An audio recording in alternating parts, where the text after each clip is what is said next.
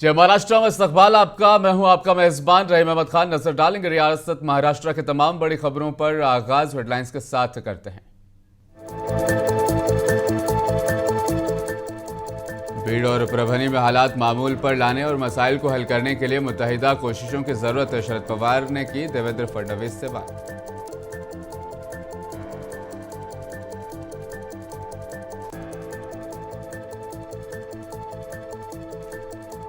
हुक्मरान महायुति में शामिल पार्टियां भी बल्दियाती चुनाव लड़ सकती हैं अकेले। एनसीपी ने अपने बलबूते पर एमसीडी इंतखाब लड़ने का दिया इशारा।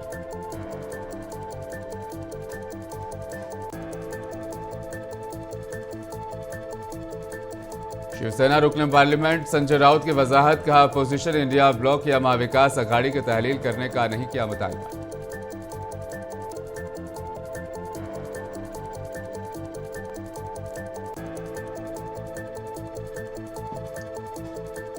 असेंबली इंतखाबात की जीत बीजेपी के लिए लोगों की मजबूत हिमायत का यादा। शिरडी में बीजेपी के कन्वेंशन से पार्टी के सीनियर लीडरों का खिताब।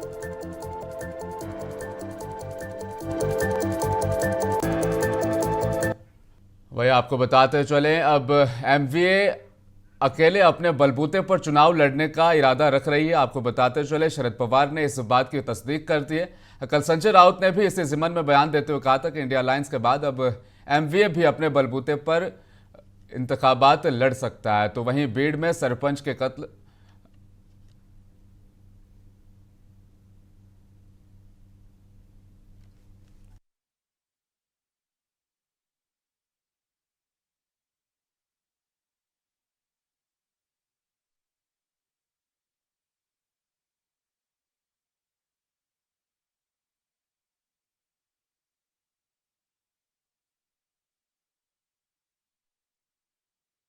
शरद पवार ने कहा कि उन्होंने फडणवीस से बीड़ में सरपंच के कत्ल और परभनी में अदालती हिरासत में एक दलित नौजवान की मौत के बाद सामाजिक कशीदगी के मामूल पर लाने की कोशिशों पर बातचीत की है। पवार ने कहा कि बीड़ और परभनी में फिलहाल हालात मामूल पर लाने और मसाइल को हल करने के लिए मुत्तहिदा कोशिशों की जरूरत है। वहीं बीड़ जिला के मासाजो गांव के सरपंच संतोष देशमुख को गुज़श्ता महीने कत्ल कर दिया गया था, जिसके बाद हुक्मरान और अपोजिशन जमातों के दरमियान कशमकश पैदा हो गई, क्योंकि भत्ताखोरी के मुतल्लका केस में गिरफ्तार अफराद में से एक रियासती वजीर धनंजय मुंडे का करीबी साथी है। इस वाक़े के बाद रियासत में बड़े पैमाने पर एहतजाज भी किया जा रहा है।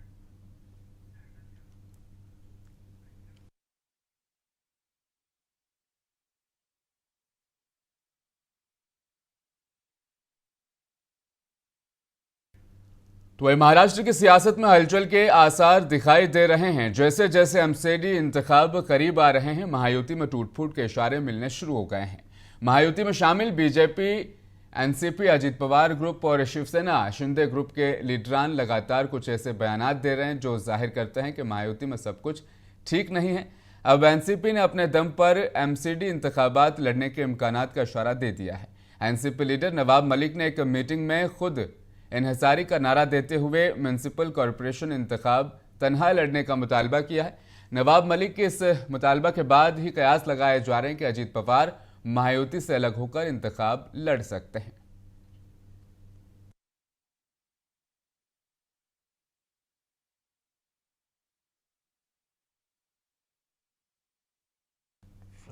शिवसेना यूबीटी के रुकन पार्लियामेंट संजय राउत ने कहा कि उनकी पार्टी अपनी बुनियाद को मजबूत करने के लिए बल्दियाती इंतखाबात में अकेले जाना चाहती है और उसने कभी भी अपोजिशन इंडिया ब्लॉक या महाविकास अघाड़ी को तहलील करने का मुतालबा नहीं किया। संजय राउत का कहना है कि एमवीए असेंबली इंतखाबात और लोकसभा इंतखाबात के लिए इंडिया ब्लॉक के लिए तश्कील दिया गया था। उन्होंने कहा कि बल्दियाती इंतखाब का मकसद पार्टी कारकुनों को बाख्तियार बनाना और तंजीम को निचली सतह पर मजबूत करना है। उन्होंने या उनकी पार्टी ने कभी ये नहीं कहा कि इंडिया ब्लॉक या एमवीए को तहलील कर दिया जाए।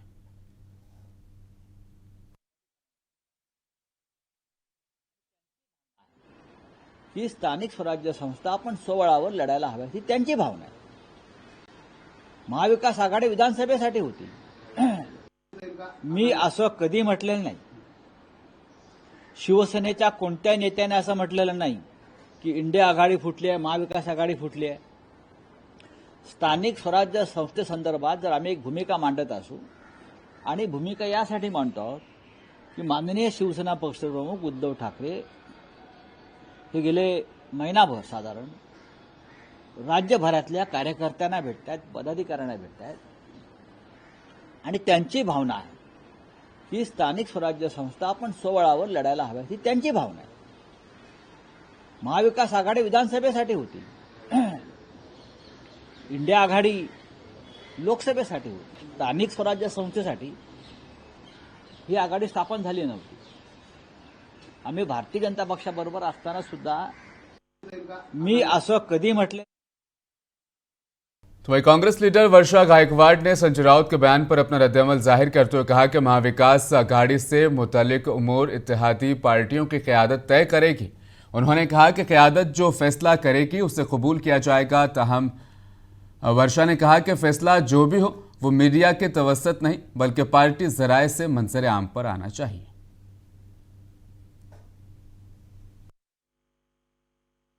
हमारी पार्टी की भूमिका है कि उनकी पार्टी के प्रति जो स्टेटमेंट संजय राउत जी की तरफ से आया है वो उनकी पार्टी के बारे में वो बात करें. लेकिन महाविकास आघाड़ी करके हमने साथ में लोकसभा विधानसभा में साथ में इलेक्शन लड़ा था. हमने बहुत मेहनत और प्रामाणिकता से जो है वो इलेक्शन में साथ में दिया था.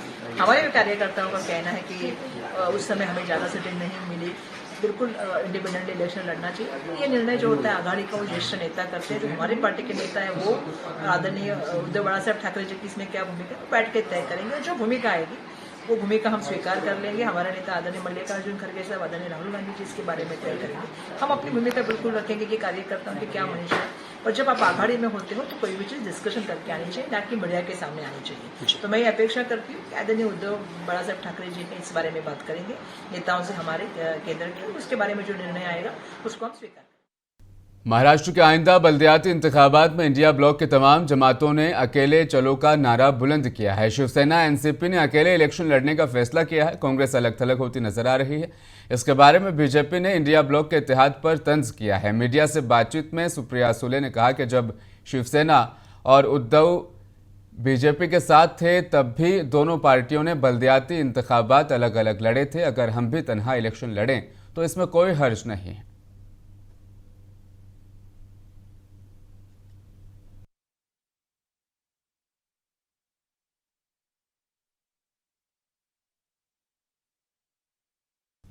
महाविकास आघाड़ी पर महाराष्ट्र के नायब वजीर आला एकनाथ शिंदे का साफ तौर पर कहना है कि एमवीए ने सिर्फ अपनी खुदगर्जी के लिए लोकसभा इंतखाब के लिए इत्तेहाद किया.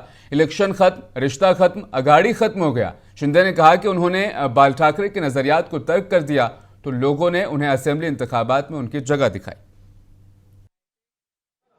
चुनाव खत्म, रिश्ता सिर्फ स्वार्थ के लिए लोकसभा में साथ में आए थे. चुनाव खत्म, रिश्ता खत्म, आघाड़ी खत्म. फेक नैरेटिव फैलाकर लोगों के वोट ले लिए. जिन्होंने वोट दिए उनके पीठ में खंजीर खोप दिया. अभी विधानसभा में लोगों ने उनको दिखा दिया उनकी जगह. अभी एक दूसरे के ऊपर आरोप थोप रहे हैं क्योंकि वो स्वार्थ के लिए साथ में आए थे. महायुति इस राज्य का और देश का आज विकास का एजेंडा लेकर हम जा रहे हैं. मोदी जी देश को आगे बढ़ा रहे हैं और उनके मार्गदर्शन में ये राज्य विकास की ओर जा रहे हैं. और हमारी महायुति जो है विकास का एजेंडा लेकर जा रहे हैं. लोगों को क्या मिलेगा, हमें क्या मिला, इससे लोगों को क्या मिलेगा ये हम देखते हैं. वो हमें क्या मिलना चाहिए, खुद के स्वार्थ के लिए ये इकट्ठा हुई आघाड़ी वो तो बिखरने वाली है. और अभी वो एक दूसरे के ऊपर आरोप, इसकी जिम्मेदारी उसकी जिम्मेदारी करते हैं, लेकिन वो स्वयं खुद ही इसके जिम्मेदार है. बाला साहब ठाकरे जी के विचार जब उन्होंने छोड़ दिए, त्याग दिए, तभी उन्होंने बाला साहब ठाकरे जी का नाम लेने का हक भी खो दिया है. शिरडी में बीजेपी का स्टेट कन्वेंशन मुनक्किद हो रहा है. इस कन्वेंशन में मरकजी वज़रा अमित शाह, नितिन गडकरी और वज़ीर आला देवेंद्र फडणवीस समेत पार्टी के सीनियर रहनुमा शरीक हैं. कन्वेंशन से खिताब करते हुए पार्टी रहनुमाओं ने हालिया असेंबली इंतखाबात की जीत को बीजेपी के लिए लोगों की मजबूत हिमायत करार दिया.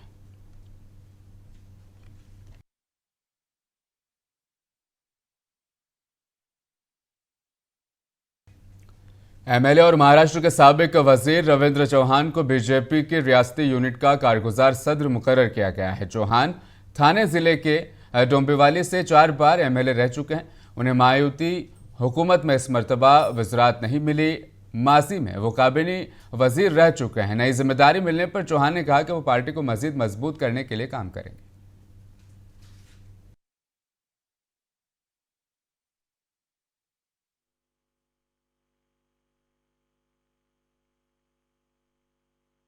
आप सभी को मालूम है कि कल ही मेरी पार्टी के कार्याध्यक्ष पद के लिए नियुक्ति हुई है और कल भी मैंने साईं बाबा का दर्शन लिया था। आज फिर एक बार साईं का ये बड़ी जिम्मेदारी है। ये जिम्मेदारी निभाने के लिए साईं के चरणों में नतमस्तक होने के लिए फिर एक बार जा रहा हूँ। मुझे पूरा यकीन है आदरणीय मुख्यमंत्री देवेंद्र जी के नेतृत्व में पूरे महाराष्ट्र में जनता की सेवा सरकार के माध्यम से और संगठन को इकट्ठा लेकर हम अच्छी तरह से करेंगे। ये तो महाराष्ट्र के कार्यकर्ता और पदाधिकारी हम सब लोग मिलकर महाराष्ट्र में सरकार के साथ समन्वय के साथ काम करेंगे। किसको धन्यवाद देना चाहिए इस मौके ये पर? आदरणीय देश के प्रधानमंत्री नरेंद्र मोदी जी, आदरणीय अमित जी और नड्डा जी, सभी केंद्रीय नेतृत्व और महाराष्ट्र के हमारे सभी के नेता आदरणीय देवेंद्र जी, बावनकुळे जी और महाराष्ट्र के सभी नेताओं ने मुझे ये काम करने का जो अवसर दिया है, मैं उन्होंने जो विश्वास मुझ पर रखा है, मैं नक्की उनके विश्वास को पात्र होने की कोशिश करूंगा। मुल्क में आज स्वामी विवेकानंद की यौम पैदाइश कौमी इत्तेहाद के दिन के तौर पर मनाई जा रही है। मरकजी वजीर पीयूष गोयल ने स्वामी विवेकानंद की खिदमात को याद करते हुए कहा कि वजीर आजम नरेंद्र मोदी की क़यादत में नौजवान तरक्की की राह पर आगे बढ़ रहे हैं। उन्होंने कहा कि वजीर आजम ने जिस तरह से हिंदुस्तानी नौजवानों को एक मुस्बित सिमत में तहरीक और रहनुमाई की, वो बहुत अहम है।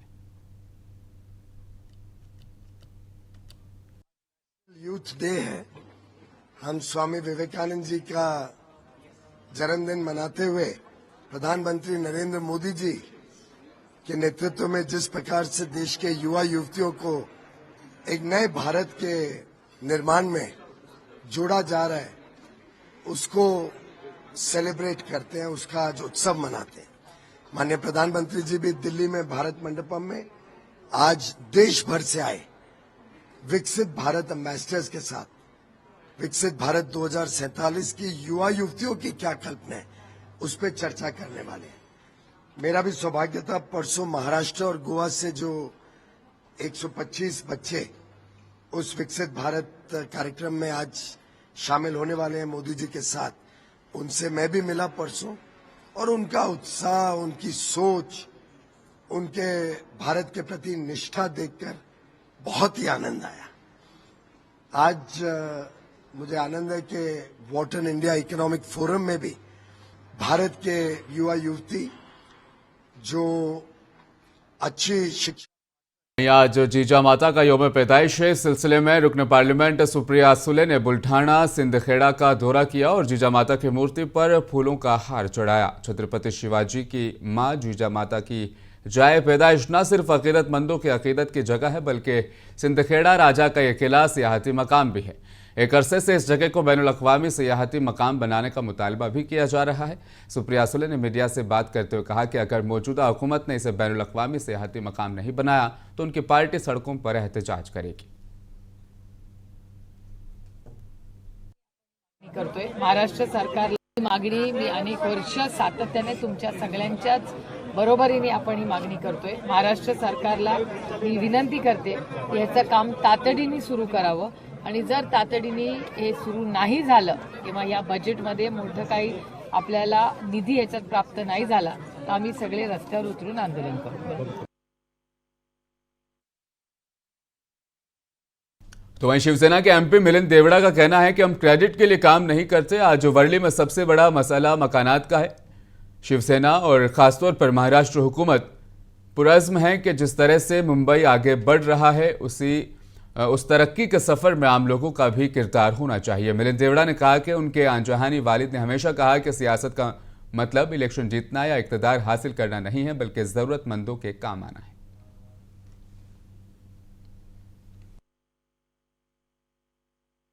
ये 92nd आई कैंप है बाला साहेब ठाकरे हो, इंदिरा गांधी जी से लेकर अटल बिहारी वाजपेयी जी तक अनेक प्रधानमंत्रियों का हमने मुंबई में स्वागत किया। इस कैंप में उन्होंने इस कैंप का उद्घाटन किया और इस कैंप का एक उद्देश्य है, एक मकसद है।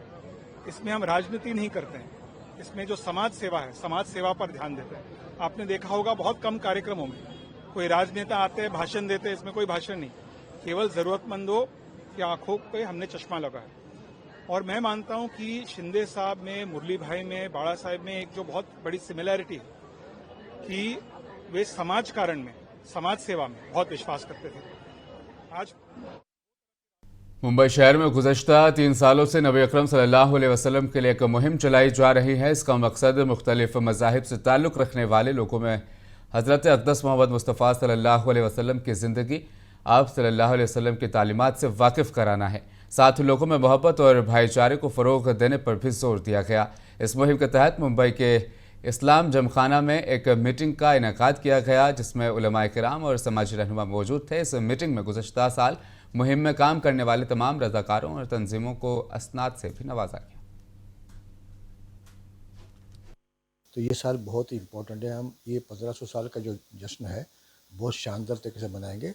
एक जुलूस निकलता है वहाँ से खिलाफत हाउस से, उसको हट कर हम लोग बाकी सब काम करते हैं। ख़ास करके चैरिटी पे ज़्यादा हमारा ध्यान है कि चैरिटी खूब करें, और ये एक दिन नहीं, 2 दिन नहीं, पूरा साल चलता रहना चाहिए। और जिस तरह हो सकती है प्रॉफिट फॉर ऑल कैंपेन के ज़रिए हमारे गरीब जो परेशान हाल है उनको मदद करें, बहुत बड़े काम करें चैरिटी का। एजुकेशन में हमारा थोड़ा ध्यान होना चाहिए। हमारे बच्चे जो पढ़ना चाहते हैं उनको हेल्प करें। हमारी बच्चियां हैं जो शादी करना चाहती हैं, उसको ये साल हम चाहते हैं कि बहुत बड़े लेवल पे समूह लगन भी कराएं। और बहुत सारे ऐसे काम हमने सोच के रखे हैं। और ख़ास करके ब्लड कैंप करेंगे हम लोग। तो पूरे हिंदुस्तान में ब्लड कैंप चलेगा ताकि काफ़ी मरीजों को उससे फ़ायदा पहुँचेगा। प्रॉफिट फॉर ऑल कैंपेन के तहत पिछले 3 सालों में जितने लोगों ने भी काम किया है, आज हमने सबको यहाँ पर इन्वाइट किया है ताकि उनको फेलिसिटेट किया जा सके। और साथ ही साथ मकसद ये है कि आने वाले साल में इस कैंपेन को किस तरह से और बड़ा और इम्पैक्टफुल बनाया जा सके। ख़ास तौर पर ये जो साल है ये हुजूर सल्लल्लाहु अलैहि वसल्लम की पैदाइश को 1500 साल मुकम्मल हो रहे हैं। तो बहुत सारी तंजीमें और भी हैं जो इस सिमत में कुछ काम करना चाहती हैं। तो हमने तय किया है कि उन सब के साथ कोलैबोरेट करके इस पूरे साल को जो है एक जश्न का साल बनाया जाए। प्रॉफिट फॉर ऑल के बैनर से बताना चाहती हूँ कि आज हम सब यहाँ इस्लाम जमखाना में जमा हुए हैं। प्रॉफिट फॉर ऑल मुहिम जो पिछले 3 सालों से बहुत ही कामयाबी से पूरे मुंबई में और पूरे इंडिया में चलाई जा रही थी, उस मुहिम के तहत हम सब यहाँ जमा हुए हैं। और जिन जिन लोगों ने पिछले 3 सालों में इस मुहिम में जुड़कर हमारे साथ काम किया, उन सबको आज हम फेलिसिटेट करेंगे। यहाँ पर इन 3 सालों में हमने बहुत सारे प्रोग्राम्स किए हैं। गैर मुस्लिम शोरा का मुशायरा हो, तलबा का प्रोग्राम हो, कॉलेजेस में प्रोग्राम्स हो, मस्जिद परिचय के नाम पर हमने गैर मुस्लिम बरादरान वतन को मस्जिदें दिखाई। इस साल हमने एक बड़ा कैंपेन किया था, वो है ब्लड डोनेशन कैंप। उस ब्लड डोनेशन कैंप में हमने 50,000 से ज़ायद बोतलें मोहम्मद रसूलुल्लाह के नाम पर जमा करके अतिया की। तो ये एक पूरा कैंपेन चलता रहा। उस कैंपेन का एक हिस्सा बहुत सारे साथी बने। अभी पैन इंडिया बम्बई से शुरू हुआ। और एम लीडर वारिस पठान ने महाराष्ट्र के वजीर नीतीश राणे के हालिया मुतनाज़िया बयान की शदीद मजम्मत की। वारिस पठान ने कहा कि इश्तिआल अंगेज बयानात और नफरत फैलाने के लिए नीतीश राणे के खिलाफ अब तक 20 से ज्यादा FIR दर्ज हो चुके हैं, लेकिन उन्हें गिरफ्तार नहीं किया जा रहा।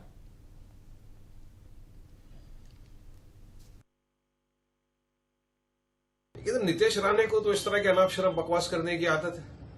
पहले भी इसी तरह बकवासबाजी कर रहे थे। मुसलमानों को गाली दो, मुसलमानों के खिलाफ अनाप शनाप बकवासबाजी करो, उसका तो उनको रिवॉर्ड भी मिल गया। महाराष्ट्र सरकार ने तो उनको भी मंत्री भी बना दिया है, फिर भी सुधरते नहीं।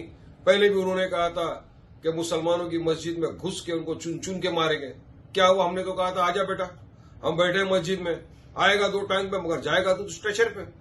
उनके खिलाफ 20 से ज्यादा FIR हो चुकी है, हेट स्पीचेस के ऊपर, भड़काऊ भाषण के ऊपर। आज तक उनको महाराष्ट्र की सरकार अरेस्ट नहीं करती। तो यकीनी बात है कि महाराष्ट्र के मुख्यमंत्री मिले हुए हैं, उनके शहर के अंदर ये सब बकवासबाजी कर रहे हैं, इसके लिए अरेस्ट नहीं किया जाता अब तक। तो हम तो चाहेंगे कि अभी उन्होंने इतनी बड़ी। भीड़ में सरपंच संतोष देशमुख को इंसाफ के लिए नांदेड़ में 18 जनवरी को अवामी एहतजाजी मार्च निकाला जाएगा। इस मार्च की तैयारी के सिलसिले में आज नांदेड़ के विजयनगर हनुमान मंदिर में एक तंजीमी कमेटी की मीटिंग भी मुनक्किद की गई। इस मीटिंग में मार्च के इनेकाद के बारे में तफसीली मनसूबाबंदी की गई है और हर फर्द की जिम्मेदारी इस मीटिंग के जरिए से तय की गई है। आज नांदेड़ जिला में विजयनगर हनुमान मंदिर के मंगल कार्यालय में एक बैठक आयोजित की गई। इस बैठक में सभी नांदेड़ जिला के सभी समाज बांधव यहाँ पे उपस्थित थे।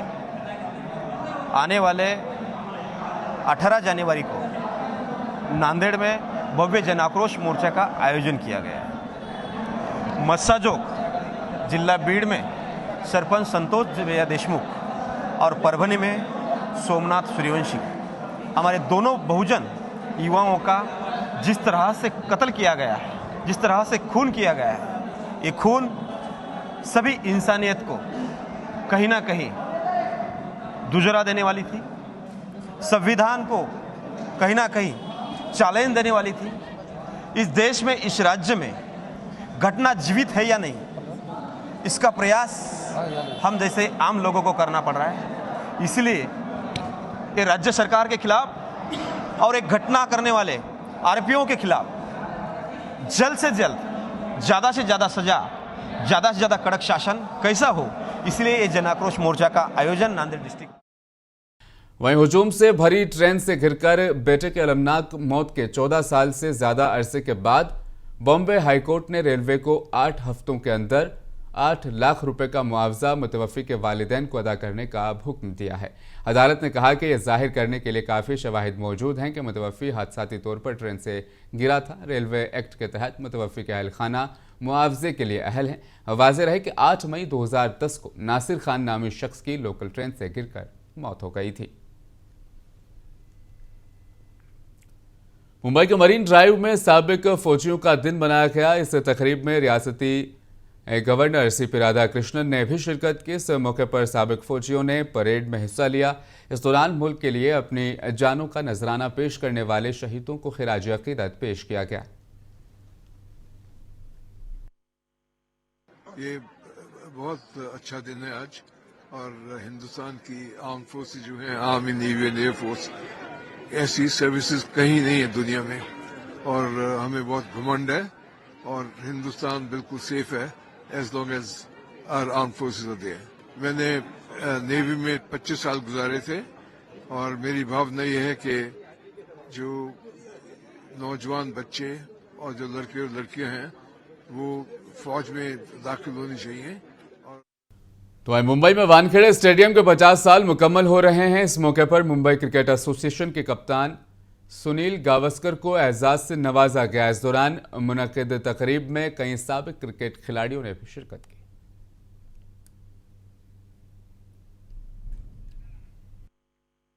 मैं इतना कहूंगा कि मेरे 2 डबल 100 इधर ही हुआ है।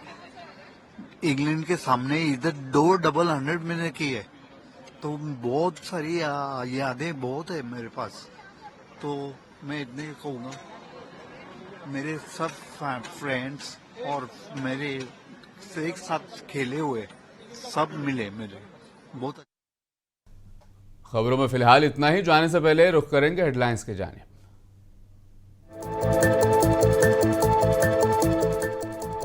भीड़ और परभनी में हालात मामूल पर लाने और मसाइल को हल करने के लिए मुत्तहिदा कोशिशों की जरूरत है। शरद पवार ने की देवेंद्र फडणवीस से बात।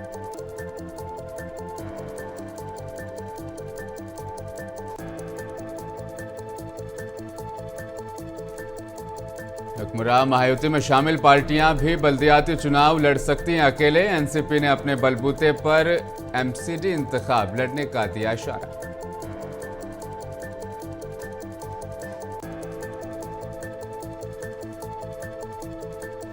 शिवसेना रुकन पार्लियामेंट संजय राउत की वजाहत, कहा अपोजिशन इंडिया ब्लॉक या महाविकास अघाड़ी की तहलील करने का नहीं किया मुतालबा।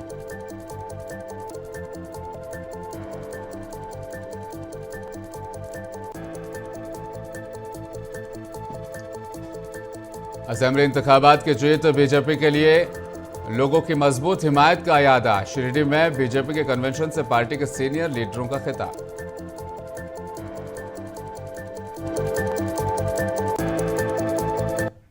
जय महाराष्ट्र में आज के लिए फिलहाल बस इतना ही। मुझे दीजिए इजाजत और आप देखते रहें मुंसिफ टीवी।